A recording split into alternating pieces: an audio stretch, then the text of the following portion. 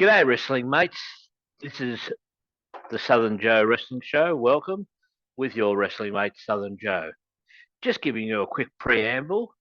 Tonight, I've just finished recording my first interview under the Southern Joe Wrestling Show banner, and it was Chris Pisarek from the Northern Championship Wrestling interview I did, and I'll be editing and having published earlier than what normally my YouTubes will come out. Normally, they come out on the weekend.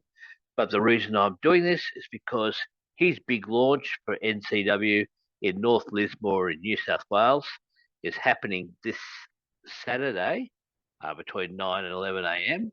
And in honour of that, I'm going to put out this episode earlier than usual. So let us go to the interview.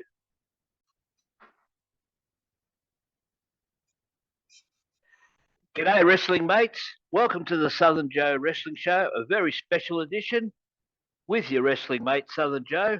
And today, I've got an interview with my newest Southern mate, Chris Pisarek, who is the founder of Northern Championship Wrestling. How's it going, Chris? Good, thanks, Joe. How about yourself? Yeah, doing well. Excited to be doing my first interview on my own channel. I did a couple when I was on another channel with this Best of British Wrestling channel, but you can always look that up.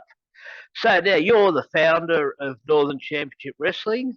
How long have you been at it for? I've been working hard at this sort of passion project for the last 18 months, but it's something that I've been wanting to do for about 8 or 9 years now. I got my first taste of professional wrestling with Perth CPW. I did 6 months of training with them 10, 11 years ago. Absolutely fell in love with it. If I'd have known that some of these professional wrestling schools were available in and around Australia, I never would have played rugby league or anything. So, dipped my toe, fell in love, but I was just sort of finishing up my rugby league. So I finished that, and then we moved over east to regional New South Wales. And 18 months ago, I had a bit of a personal tragedy, and it just sort of forced, I needed to throw myself into a bit of a project, and I thought no one's really going to sort out professional wrestling in regional New South Wales for me, so I better do it myself. Okay. And what level of rugby league did you achieve? I was playing semi-professionally over in WA, so if I talk to anybody over here and they sort of ask us how the WA competition would fare if we were to come over and join a New South Wales state country rugby league competition, I think toughness-wise, over there we match it with anybody in Australia, but skill-wise, we were and still probably are behind the eight ball a little bit. I know that some of the junior players coming through over there are incredible, but the systems over here are a lot better. So, but no, I was getting paid. I think at one point $250 a game to sort of ply my trade with that, and getting sponsored and paid for I think about 6 or 7 of my years playing top grade footy over there. Okay, and what you say while you were over there, you trained there. Did you actually compete in any matches? No, I didn't reach that point. I was still involved with the beginner side of things, and helping out with the shows and things like that, and really asking a lot of questions and learning all sorts from the incredible wrestlers over there that PPW has. And I knew I was in the twilight of my football career, so I was struggling physically to do both. So I went back and I thought I'll finish off a year or two of footy, and then I had every intention of going back to EPW because I thought they're a fantastic school, fantastic promotion with some incredible trainers, and I feel like they planted the seed for what I believe and what they teach is professional wrestling. So you're originally from the Lismore area and went to WA? No, We moved here 8 years ago just to get out of the city. I had some family in Eltham, and we visited on a couple of occasions, but I had to get out of the city, and this was our country compromise for my wife and I. So we Okay. ended up Which Eltham are you talking about? Because there's an Eltham here in Victoria. Eltham, New South Wales. It's just sort of it's 20 minutes towards the coast from Lismore. Um, yeah, fantastic pub. You always need one of those. It's what sort of had us fall in love with the place. We've moved to a little bit more of a suburban area, but it was still like I'm 25 minutes from Lismore, heading back towards the coast. So yeah, we absolutely love it here. This is that's why I wanted to find a way to bring professional wrestling to this region, other than the odd blow-in promotion that we sort of see from time to time. Yeah, I suppose because with your with your territory, how big a geographical area are you looking at? Um, well, I'm really looking to target anywhere from all the way up to the border, so Tweed. Um, and I've been speaking with somebody who he heads up to the Gold Coast to ply his trade. He's down in Grafton. Hmm. Um, so I'm looking basically the Northern Rivers area. So yeah, Tweed down to Grafton, inland to Tenterfield and whatnot, and out to the coast, Byron Bay, Ballina. Hmm. And okay, so you have you got any shows booked as yet, or is it just a No, launch? I'd really like to. I have a vision uh, for what I believe professional wrestling, the professional wrestling that has been lacking a little, uh, even at the top level. I feel like the real wrestling psychology just seems to be lacking in a great deal far too often in matches that just don't make sense. Um, Even this last weekend, I believe that there was an incredible spot that was absolutely unnecessary in a retirement match. Um, Mm. and I would like to train the local talent from the start, instill in them what NCW believes is professional wrestling, and I'm targeting shows late 2025 to early 26. Okay, fair enough then. So with the course, how long do you envision your courses would go for? Is Um, there? that that all depends on uh, how hungry some of these students coming in will be. I've already met two or three people who are banging at my door, um, wanting to get this going as quickly as possible. One gentleman, he was about to move to Brisbane to find his opportunity because there just wasn't anything around here. Mm. I believe the trainers that we've got lined up, whether it be through the week-to-week trainings or the mini camps that we're gonna have going. Um, I don't know.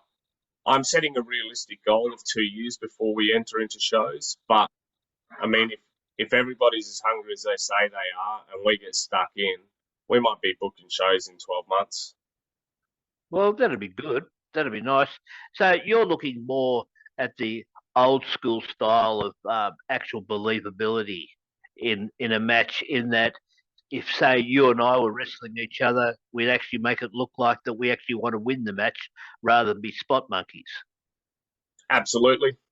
Um, I've been frustrated over the last 5 years, we'll say, when I watch some incredible wrestlers. They're incredibly talented, but they take some of the craziest bumps, some of the Mm. dastardly finishing moves, but then they'll take another three or four before the match is over. And where does it stop? It just the bumps get more and more ridiculous, and the crowd clamours that I mean they're the ones ultimately deciding these, but they want more and more, and I think it's going to get to a point where uh, these young wrestlers, as they come through, their careers are just shorter and shorter, and I want to see. I want to see them incredible wrestlers like Randy Orton who've just been doing this for years and years, and yeah, his body's been showing the wear and tear of it all. But I don't know. I think if you can't do this into your 50s at least, then you've been making some mistakes in the younger years. Well, actually, it was funny because I was actually a previous episode I did was called Evolution of the Finishing Maneuver because, once upon a time, like Harley Race, he won his first championship just through a suplex. And Yeah, he had worn the idea is he worn his opponent down sufficiently. And obviously his ring psychology was he listened to the audience and found that crescendo, big suplex, 1, 2, 3, he's the new world champion. yeah, Um, and so that's sort of funny that you sort of mentioned that because I've been talking about that because I'm hoping that you're saying that you're going to be protecting finishes. absolutely. That I I like. mean, I'd like I'd like the super kick to mean something again. Yeah, And I know it's only been recently that a couple of free agent wrestlers that tried setting something up where they sort of said the same thing, that no DDTs, no super kicks, all that sort of stuff. Over in the States, this is. I want I want to do things because they mean something, not just yeah, to do them. yeah. Because I mean, if if someone even me at 60, if I was able to raise my leg up and kick someone, well, they're likely to fall over.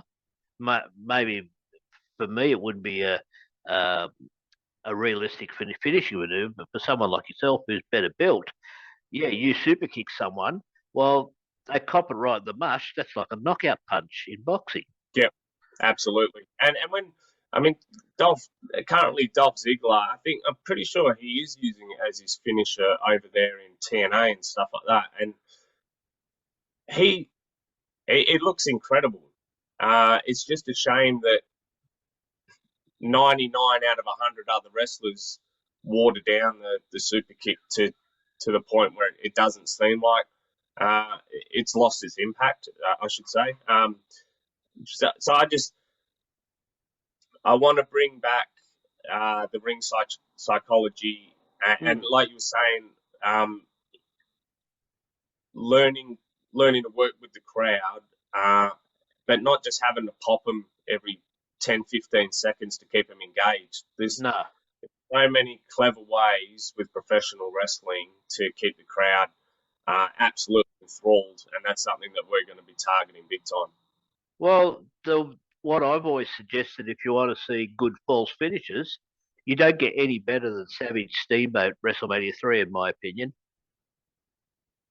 I don't know Yeah, if you. no, I've seen I've, there's so much that I enjoy working my way back through. Mm. I can't say I've sat down and watched all of that match, but uh, that's one I hear regularly referred to as one of the better matches. It's actually only a quarter-hour match because in that age, WWF at that time they didn't really have long matches because they wanted to keep everyone going, and Yep. also they wanted a lot of people to get their what they called the WrestleMania payday. Um, so all right, so apart from psychology and that, how what do you think would be more rigorous on the body, playing rugby league at a semi-professional level or professional wrestling? Um, oh, I'd say six one, half dozen the other. I was struggling with it because I've dislocated both of my shoulders. Even then, I'd already done both of my shoulders, and I thought when I was taking the bumps that I was throwing my neck out, but it turns out it's a back issue that I've now worked out how to stay on top of a lot better. But when I was trying to do both, the body was just sort of saying to me like, look, one or the other. So yeah, I think one or the other. I think if like we're targeting our training nights to hopefully lure a couple of people away from the winter sports. They're obviously training Tuesday, Thursdays. So I am hoping to get a couple of the bigger boys over, but I dare say they'd be forced to make a decision then as well as are they going to play rugby or are they going to give wrestling a decent shot? Okay. So how did you discover wrestling as a fan? How long ago? I mean, I was 15, so late 90s. Attitude Era was when pre-Attitude Era was when we got into it. I remember watching all of the WWF stuff, and then a friend of mine would wag school each Monday to watch the WCW pay-per-views. So, I had to wait for the video store to get the WWF pay-per-views, but all the WCW stuff, we'd watch them live, and even going back now and watching a lot of it, I don't think the matches aren't anywhere near as good as what I remember. Especially the more I learn and the more I'm appreciating, like I said, the hard hitting and the psychology of it all. I do notice that maybe the Attitude Era wasn't the best, but it's still a lot of fun. So yeah, I fell in love with it then. Well, I go all the way back to the 70s when it used to be on TV on Channel 9 every Saturday and Sunday arvo from midday to 1 o'clock. And I mean, that was in the days when it was a protected business too, in that no one ever used the F word, the fake word, because you could get the behoovers kicked out of you. John Stossel style. I don't know if you ever saw that video. Nah, I've just seen a bit of Schultz and Vader getting a little bit upset with a couple of different things. So no, not so much the 70s stuff, but I mean, when I see clips and things like that, I definitely appreciate the older stuff. I mean, I argue with a lot of people that I reckon that the internet was probably the worst thing and probably the best thing that happened to wrestling. I mean, it allowed everybody to watch a lot more of it, but I just feel that these days, a lot of people think they argue that kayfabe is bad. What's wrong with kayfabe? I think when it was a protected industry, and I know there's some people who legitimately believed how it was all real and you're trying to knife the heel because when I was a kid, I believed it was real. I was disappointed at first when someone told me that it wasn't anymore. And that's what I would like to. When we do start putting on shows, I'd like our fans to leave not talking about the one crazy spot through the night. I want them angry because the good guy got screwed over.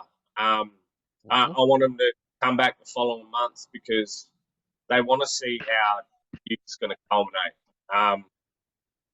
Not talking about that didn't look very good or that could have been done better. But I want them engaged, engrossed in the stories, and really appreciating the hard hitting wrestling that we're going to offer. And when you do your shows, are you going to be filming it for some sort of consumption? Yeah, I'm currently in discussions with a local documentary producer that I know. When I was discussing with him what I'm trying to set up, he was his eyes lit up. He wanted to come in and set up a hard camera for me.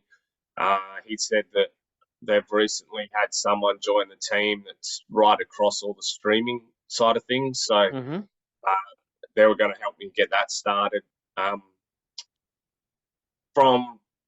With our situation being a little bit more secluded than most, obviously not being in a city or anything like that, I do think I'll be relying on online seminars at times and things like that. So I'm actually wanting to set up a hard cam with a Zoom camera set up as well, so we can actually film matches and send them through to a couple of incredible wrestlers that have actually put their hand up to offer some constructive feedback on those matches and things like that. So, yeah. Are you allowed to divulge names? I'd rather not at the moment. It's not because I've been not to. It's more, I think I was having a discussion with you today. While we're trying to establish who we are as a promotion, been trying not to name too many people and just sort of go off. I don't mind that we're the new guys. I don't mind that we don't have any bad reputation or anything like that. So it's up to us to establish who we are, do all the right things, and build everything up the right way.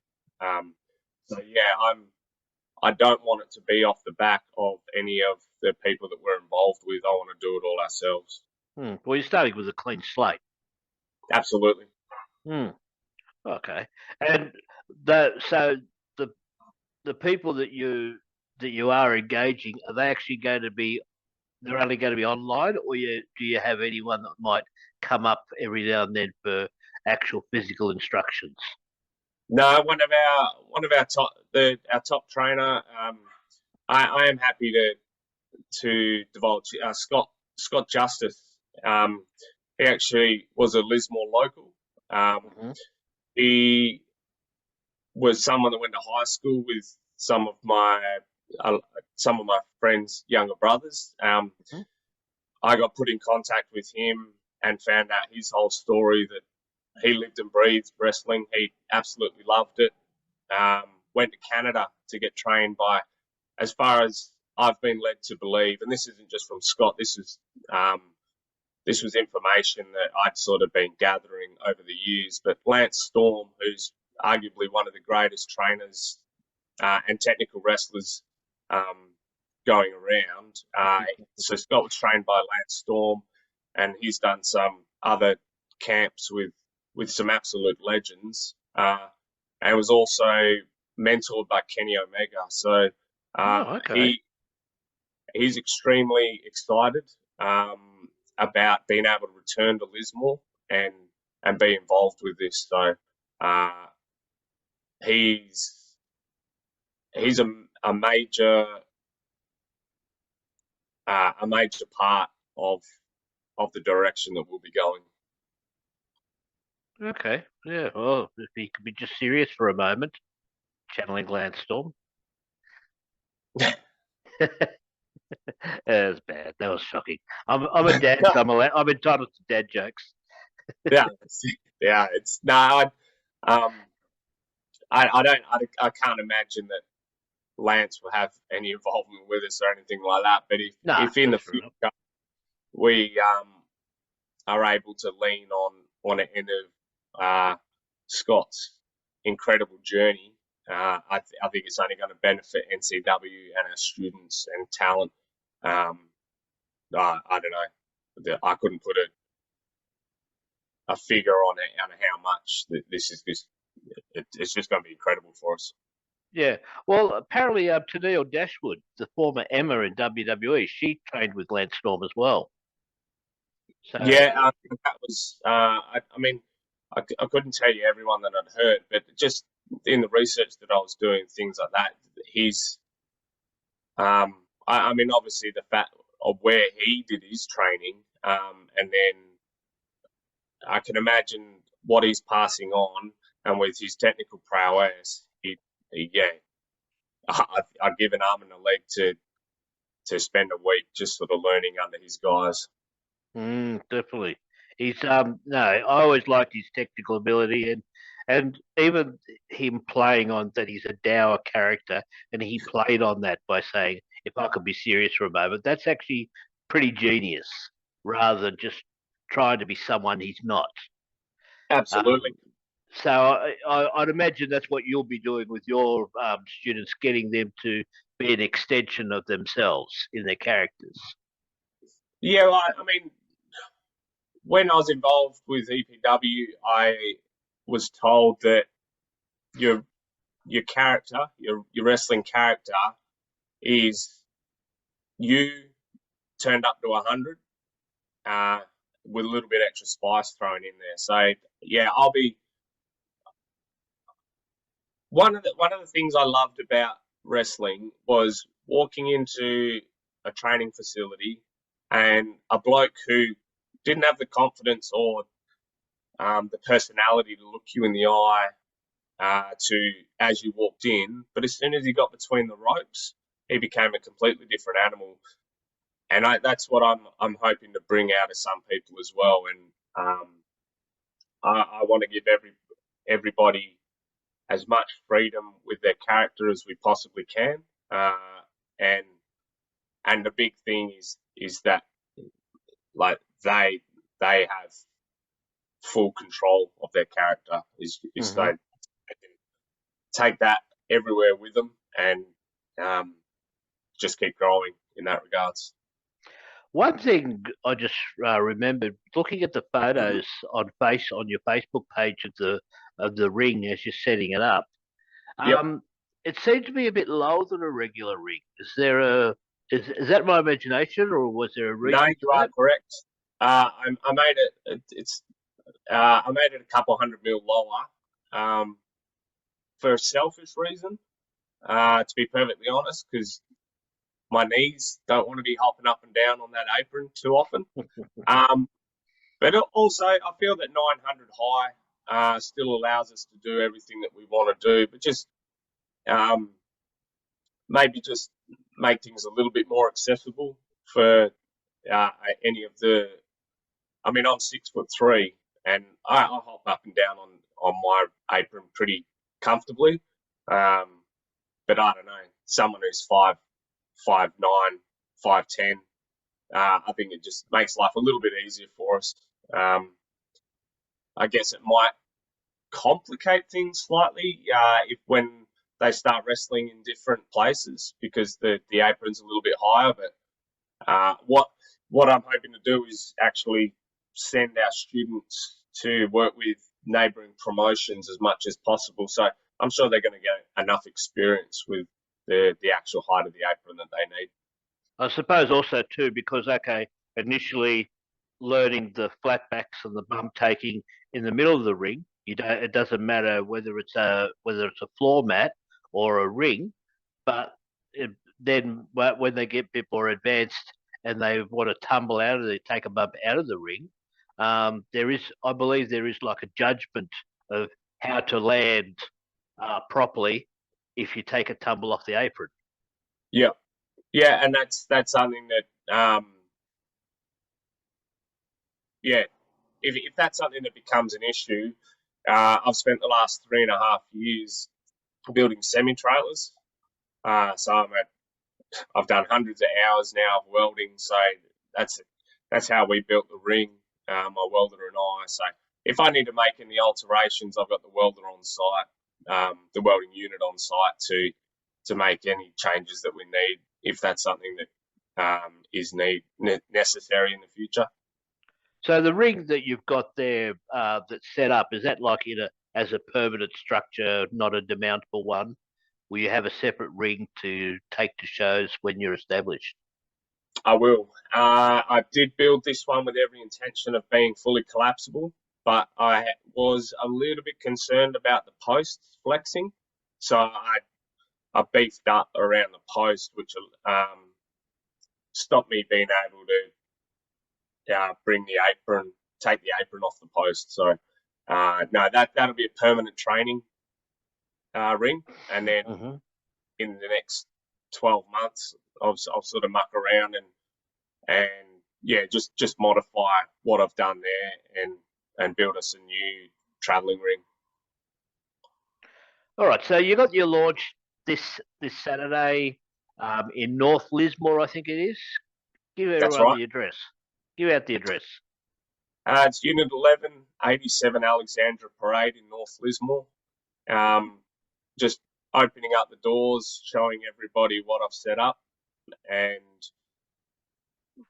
really looking forward to chatting with the community about what we want to do as NCW, and hopefully excite a few people to get the blood rushing and give it a red hot crack.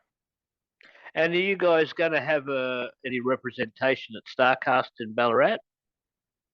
No, we won't. Not this time round. I believe in crawling before you run. Mm-hmm. I want to get things established here, and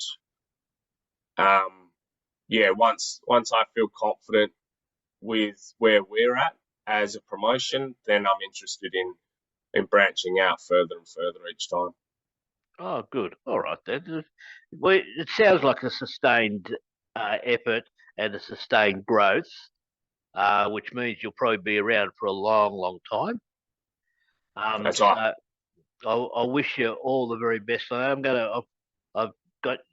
joined your Facebook page, and I'm going to follow with glee to see how you guys go and all the training stuff. I'll leave it at that because we've got that. So just your final thoughts. How are you going to encapsulate Northern Championship Wrestling in a nutshell? We are going to be hard-hitting, real professional wrestling that makes sense. Mm-hmm. No death matches? No, not at all. No. That's good. What's going to happen next? They're going to pull out live grenades, and whoever loses is whoever lands on it. Like, now don't get me started on that one. All right. Well, I thank you for your time. My newest wrestling mate there, Kris Pisarek, the leader, the founder of NCW.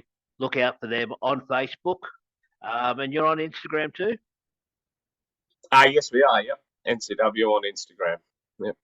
All right. Thank you very much. All the very best. Thanks, Joe.